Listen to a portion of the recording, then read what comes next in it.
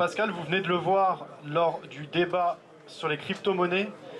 Il est responsable de DM Trading, qui est un site de formation et même un environnement, parce qu'il y a aussi des analyses, beaucoup de choses, à la base sur le Forex et les actifs plus classiques. Et depuis 1 an et demi, il développe avec une équipe un projet d'exchange et une solution qui s'appelle Jarvis Edge. Eh bien Pascal, je vais te laisser te présenter, nous présenter justement Jarvis. Alors pour être exact, je gère plus DMT en fait depuis 6 mois pour justement pouvoir me concentrer le temps du kick-off, donc du départ, Jarvis Edge. Après, je voulais pas forcément que parler de Jarvis Edge, mais plutôt éduquer aussi les gens sur le futur des exchanges. Donc d'abord, qu'est-ce que c'est un exchange? Il faut que vous, si vous voulez le comparer à un broker, donc un broker, c'est une société qui fait le lien entre vous, donc acheteur ou vendeur, et une contrepartie qui est acheteuse ou vendeuse. Beaucoup de brokers, je ne vais pas détailler les business models, ont un business model de type market making, c'est-à-dire qu'en fait, le broker s'occupe de la contrepartie, mais c'est tout. Donc un broker, en fait, c'est une porte d'entrée vers on va dire ce qu'on appelle une pool de liquidité, donc des vendeurs, des acheteurs. Un exchange, à la base, c'est juste pour mettre en relation un ou des acheteurs avec un ou des vendeurs. Donc c'est purement technologique, c'est une plateforme. L'un des exchanges les plus connus sur le Forex, c'est LMAX. Donc ce n'est pas un broker, c'est-à-dire qu'ils n'ont pas un accès à un marché financier ou ce genre de choses. Enfin maintenant oui, mais ils mettent en relation des acheteurs et des vendeurs. Donc sur la crypto-monnaie, il n'y a pas de broker, il n'y a que des exchanges. Donc ça ne veut pas dire que les exchanges n'ont pas les mêmes pratiques que les brokers, mais les places d'exchange mettent en relation des gens qui veulent acheter avec des gens qui veulent vendre. Et donc aujourd'hui, je voulais discuter de comment est-ce que les exchanges vont évoluer grâce notamment, non pas aux crypto-monnaies, mais à ce qui est plus important et intéressant que la crypto-monnaie, la blockchain, et en tout cas les technologies décentralisées, ce qui fait que les exchanges vont se modifier, ça va modifier le monde de la crypto-monnaie, le trading, l'investissement, et ça aura un impact également direct sur les autres marchés financiers. En 10 minutes ou 15 minutes, on n'aura pas le temps de tout parler de tout. Je pourrais vous donner quelques liens à travailler, par exemple, pour ceux qui vraiment s'intéressent à cette technologie, vous pouvez regarder ce que Polymath est en train de mettre en place, notamment au Canada, c'est-à-dire en gros de passer les actifs des marchés actions et des marchés boursiers canadiens sur du coup une blockchain. Alors du coup, est-ce que tu veux qu'on pose des questions ou comment tu vois le truc Je pense que tu peux prendre la parole et développer. Le thème de l'interview, c'est les exchanges. Comme tu l'as dit, c'est une manière différente de ce qu'on peut avoir sur des courtiers classiques sur actions. Mais finalement, justement, alors c'est différent d'un broker CFD Forex, c'est certain, parce que c'est pas la même manière, il n'y a pas de book, etc. On ne garde pas les positions en interne, mais un courtier action, finalement, il met en relation l'offre et la demande. Est-ce qu'un exchange, c'est encore différent? Non, c'est pareil, hein, c'est juste des mots des fois un peu scientifiques, mais c'est pareil, c'est juste mettre en relation des gens qui veulent acheter et des gens qui veulent vendre, donc c'est ce qu'on appelle une marketplace, hein, une place de marché tout simplement. Donc aujourd'hui, les exchanges sont centralisés, enfin en tout cas la plupart des exchanges. Donc là, je vais vous parler de ce qu'est et comment fonctionne un exchange décentralisé. Ensuite, je vais vous parler des swaps de tokens. Alors ça sera pas trop technique, n'ayez pas peur, mais c'est pour vous expliquer quel sera le futur du trading et de l'investissement et des transferts en gros d'actifs. Je parlerai ensuite des pools de liquidités décentralisés comme Bancor ou 0x ou beaucoup plus récemment Binance Chain.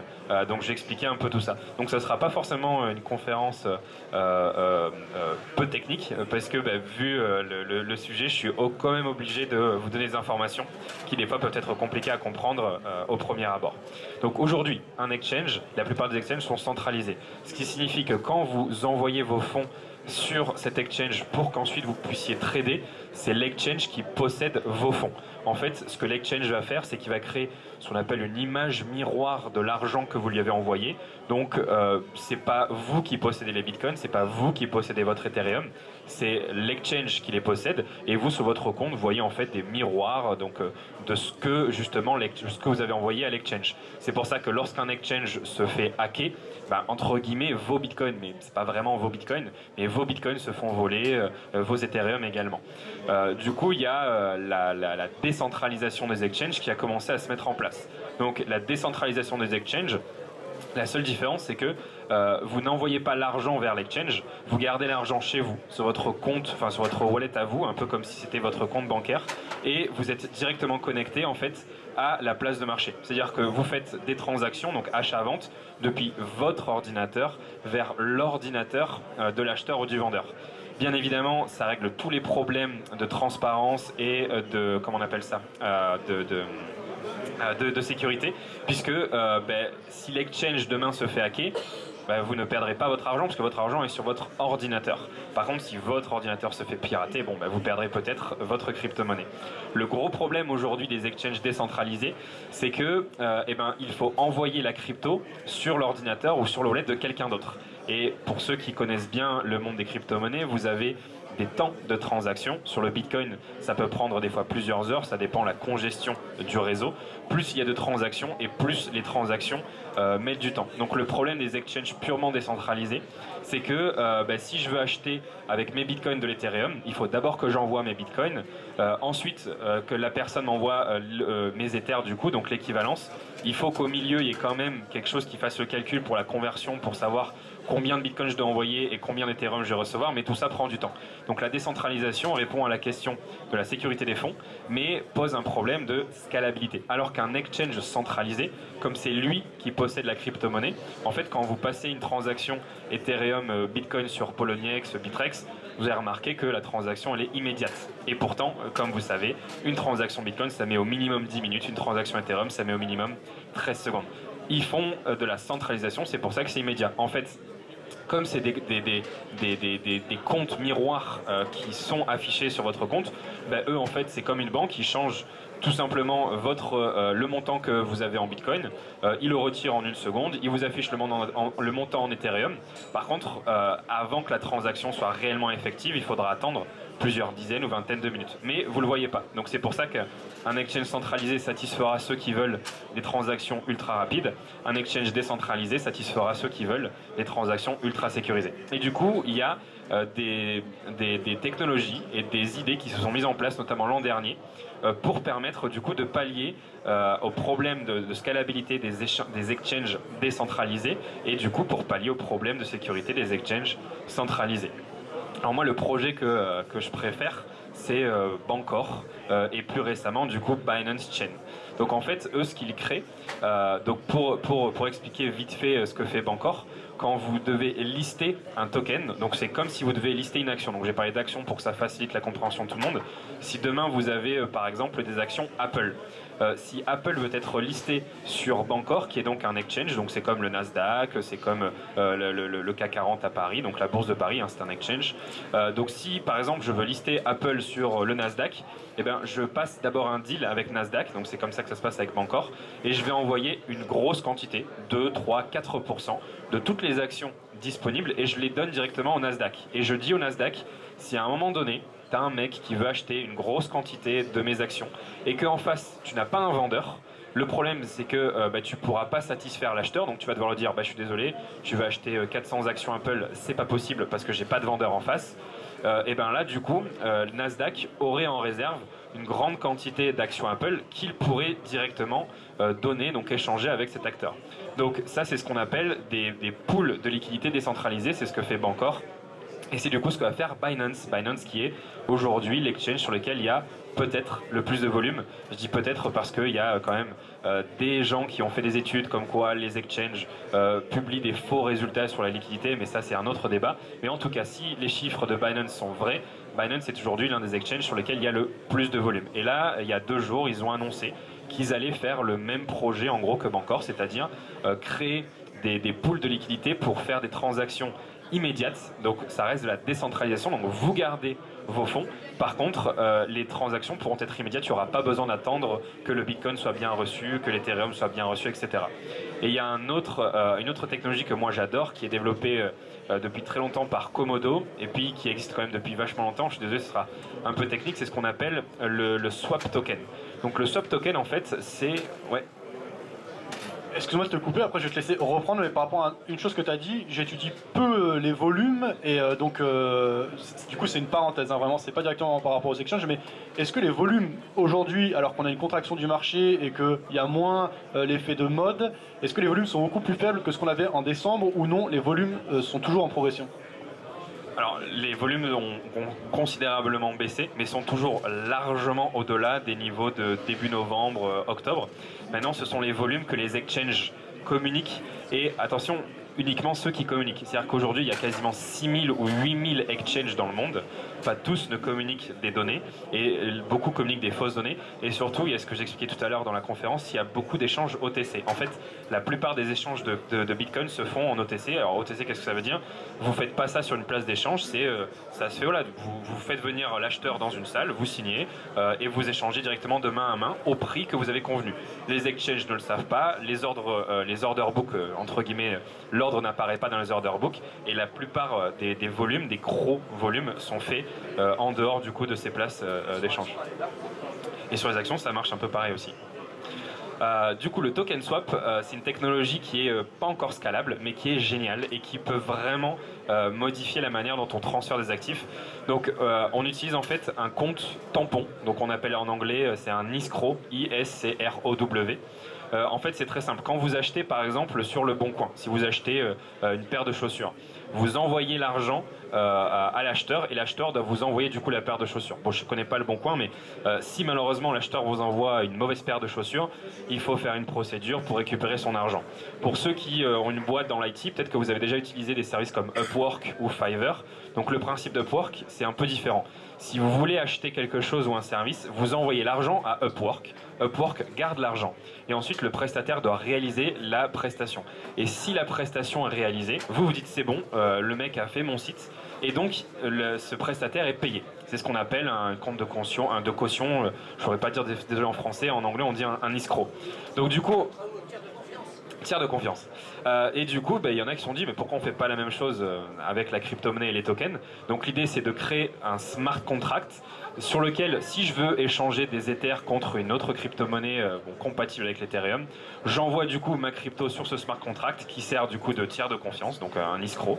L'autre personne fait de même, et ensuite, une fois que le smart contract a bien reçu les deux tokens, les tokens sont envoyés du coup simultanément aux parties qui les ont achetés et vendus. Donc ça permet de ne pas passer par un exchange, on n'a plus besoin d'un exchange. Les frais sont quasiment inexistants, ce sont les frais du réseau de la crypto-monnaie. Donc si c'est sur l'Ethereum aujourd'hui, les frais, si je dis pas de bêtises, c'est à peu près 40 centimes, peu importe le montant. C'est-à-dire que si demain, avec une technologie token swap, j'ai envie d'échanger 10 millions de dollars d'Ethereum contre 10 millions de dollars de, je sais pas moi, de Golem, qui est un autre token basé sur l'Ethereum, ça coûterait que 40 centimes.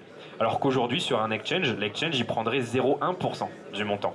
Alors pourquoi est-ce que c'est intéressant? Pas forcément pour les crypto-monnaies, mais pour le futur. Parce qu'aujourd'hui, les banques, peu importe ce qu'elles disent, qu'elles soient anti-crypto ou pas, elles s'intéressent quand même énormément à la technologie de la blockchain. La technologie de la blockchain, comme l'a décrite tout à l'heure, du coup, Lucas, et dans le débat, je ne sais pas si vous l'avez vu, c'est pas juste de la crypto-monnaie. C'est vrai que quand on parle blockchain, vous parlez Bitcoin, non, il faut vraiment que vous oubliez ça. Blockchain, c'est une technologie qui permet de ne pas utiliser du coup des tiers de confiance, donc de pouvoir en fait créer des relations de vous à moi alors qu'on ne se connaît pas, en utilisant du coup une technologie décentralisée et de pouvoir faire des échanges alors que à la base on ne devrait pas se faire confiance, parce qu'on ne se connaît pas. La blockchain, ça permet également de stocker de l'information et de transférer de l'information assez rapidement, de manière sécurisée, transparente. Du coup, les banques et les marchés financiers s'intéressent beaucoup à ce type de technologie parce qu'elles se disent, bon, aujourd'hui, quand j'ai un acheteur qui achète des actions Apple, pour le temps qu'en fait les actions soient envoyées, ça passe par énormément d'intermédiaires. C'est lent, ça fait des frais et surtout c'est pas très transparent. Tout est centralisé par exemple par le Nasdaq. La technologie de la blockchain pourrait rendre du coup les transactions sur les marchés actions, donc on parle pas de votre crypto-monnaie encore une fois, mais pourrait rendre les échanges des marchés actions beaucoup plus rapides, beaucoup plus transparents et avec beaucoup moins de frais. Du coup, ça intéresse énormément les banques et les échanges traditionnels, puisque on est quand même là pour se faire de la thune, et donc le Nasdaq aurait tout intérêt, comme d'ailleurs est en train de travailler les échanges boursiers canadiens, mais également australiens, pour adapter en gros leur infrastructure sur des technologies décentralisées. Alors ça ne sera pas extrêmement décentralisé, ce ne sera pas comme le Bitcoin, ce ne seront pas vous qui pourront tout contrôler, ce seront juste une décentralisation entre certains acteurs. Donc on parlerait de blockchain semi-privée ou peu importe. Donc si le token swap Aujourd'hui, c'est encore très peu scalable, ça coûte un peu d'argent, c'est très lent, mais n'oubliez pas qu'on est dans une phase immature du marché, comme l'a très bien dit Benoît et Jean-Louis, mais dans 3 ans, dans 2 ans, dans 3 ans, dans 4 ans, ces technologies seront beaucoup plus matures et du coup, on pourra effectivement échanger des actions, du forex, des actifs comme des biens immobiliers, directement sur une blockchain, et au lieu de passer par un exchange qui est un tiers de confiance et qui ponctionnerait 0,1, 0,2% sur les transactions, on passerait directement uniquement par des smart contracts pour utiliser par exemple les technologies des token swap, et on pourrait échanger un appartement en 1 seconde en payant juste les frais de validation de transaction, c'est-à-dire 30 centimes, peu importe du coup les montants. Donc ça, c'est ce qui nous attend. Alors vas-y. Du coup, derrière, on a le stand de Jarvis et on voit effectivement les crypto-monnaies, les tokens, les biens immobiliers. À côté, on voit aussi Forex, CFD, marché actions plus classique. Je sais que tu as dit que l'idée c'est de parler des exchanges de manière générale, mais c'est quand même intéressant d'en savoir un peu plus sur ton projet sur lequel tu travailles dur depuis 1 an et demi. Je crois que vous êtes une équipe, je sais pas, 10, 15, 20 personnes. Vous êtes 28 actuellement.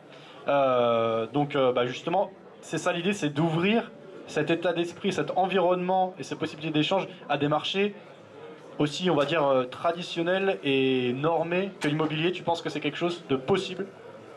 Alors le seul problème, c'est la régulation.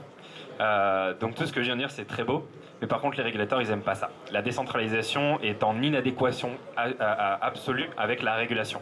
Du coup, il y a un travail à faire des 2 côtés. Le régulateur, lui, il veut légiférer et il veut trouver des solutions parce qu'il sait que la semi-décentralisation va vraiment apporter plein de choses. Donc nous, on travaille beaucoup là-dessus, surtout sur l'aspect régulatoire. Du coup, qui dit régulation dit que nous, on commence d'abord par travailler sur des projets centralisés.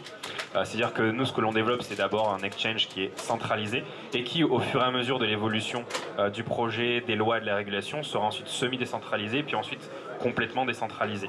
Ce que nous, en fait, on va proposer, c'est plutôt, il faut que tu vois ça comme un smartphone. Un smartphone, qu'est-ce que c'est? Tu as des applications sur ton smartphone, et ces applications, qu'est-ce qu'elles utilisent? Elles utilisent ce qu'on appelle le framework de ton téléphone. Donc c'est la caméra, le GPS, le système d'exploitation, l'accéléromètre, peu importe. Et les gens peuvent développer des applications. WhatsApp utilise les composants de ton téléphone. Ce qu'on fait, c'est pareil, on crée un framework pour développer des applications. Donc le framework, il est constitué d'un exchange et de ce qu'on appelle une colonne vertébrale. C'est beaucoup trop compliqué pour aujourd'hui pour en discuter, donc juste on reste sur l'exchange. Donc l'exchange sur lequel on travaille, c'est un exchange qui permet de supporter n'importe quelle classe d'actifs, donc forex, actions, crypto-monnaies bien sûr, mais aussi ce qu'on appelle les crypto-assets. Donc ça ne sera pas pour demain, c'est pour le futur, parce que la régulation, il faudra qu'elle suive tout ça. Mais c'est par exemple échanger des parts d'appartements ou des parts de sociétés directement, du coup, qui sont listées, enfin qui sont dans une blockchain, et de pouvoir tout faire sur une seule plateforme. Donc c'est un exchange avec un seul compte qui permet de trader depuis de la crypto-monnaie, le forex, les actions. Donc si vous êtes anti-crypto-monnaie, mais que vous avez compris l'intérêt de la blockchain et tout ce qu'on peut faire avec la blockchain et les crypto-monnaies, et vous pouvez trader le forex depuis par exemple un wallet Ethereum ou une autre crypto-monnaie, peu importe, ça peut être une crypto qui est stable, donc du dollar digitalisé. Donc tu traites ton forex, ça change rien pour toi, c'est toujours le même marché, la même liquidité, les transactions sont réellement passées sur le forex. Par contre, le clearing, c'est-à-dire le calcul des gains et des pertes, ne se fait pas sur un compte bancaire qui est relié à MT4, parce qu'oubliez pas que sur MT4, l'argent est faux, hein. Je ne sais pas si vous le savez, mais l'argent qui apparaît sur toutes vos plateformes de trading est juste de l'argent virtuel. C'est une image miroir du compte bancaire, hein, que le broker a. Ça, faut pas l'oublier. Donc au lieu de relier MT4 à un compte bancaire, tu relis MT4 à un wallet. Voilà. Après, les courtiers sont quand même régulés, donc c'est une image, mais qui est représentative. C'est-à-dire qu'un courtier qui est régulé, qui a des bureaux en France, qui est régulé par la FCA, etc., ce qui a marqué, peut-être quand on le voit, ça n'est qu'une image, mais quand on demande le retrait, il est fait, et il y a des normes pour ça.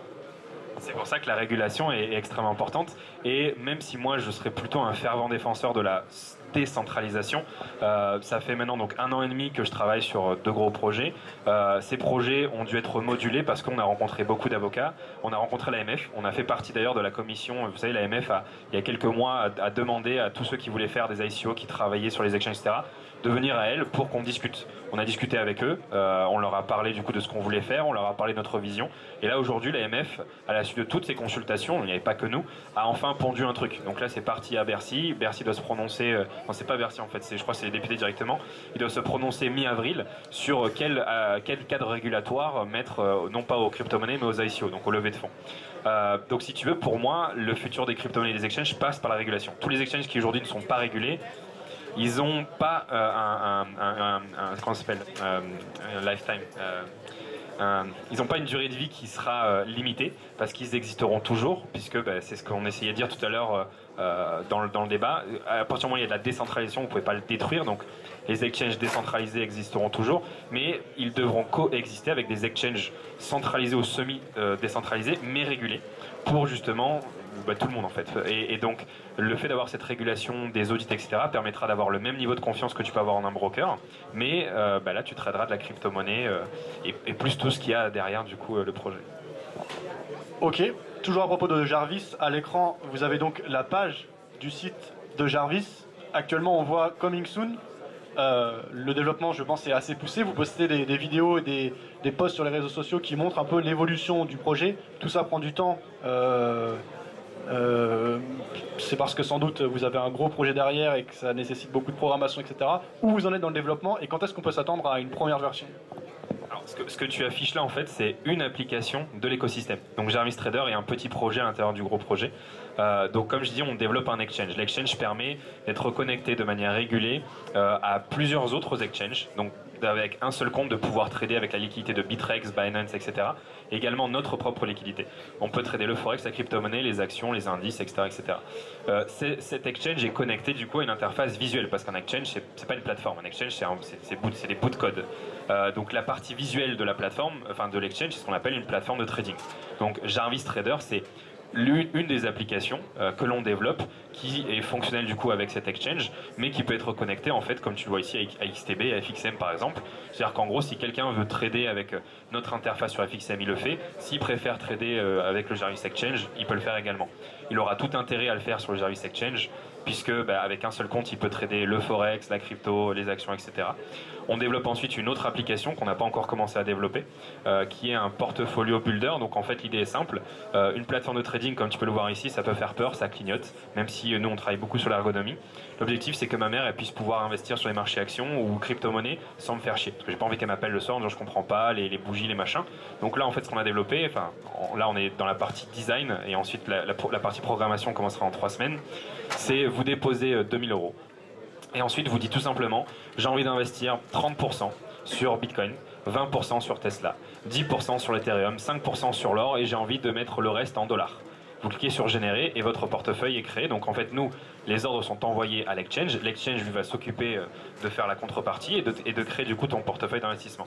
Donc ça c'est la deuxième application que l'on développe. Donc première application, une plateforme de trading. Deuxième application, un portfolio builder. Le tout gratuitement, puisque le business model ne sera pas basé sur la vente de licence ou quoi que ce soit. Au début, le business model sera basé sur les frais de transaction, mais comme je l'ai dit, avec toutes les technologies qui sont mises en place, de plus en plus, les exchanges deviendront gratuits. Donc le business à long terme, en fait, c'est plutôt sur les applications. L'exchange et la colonne vertébrale, comme j'ai dit, forment un framework qui permet à n'importe qui de développer des applications dans n'importe quel langage. Donc si toi demain, tu as une idée de plateforme de trading que tu veux développer en C++, tu peux le faire. Tu la connectes à notre exchange et tu as ta plateforme de trading. Si tu veux créer un robot en JavaScript qui trade l'euro-dollar, le Bitcoin, peu importe, tu peux le faire.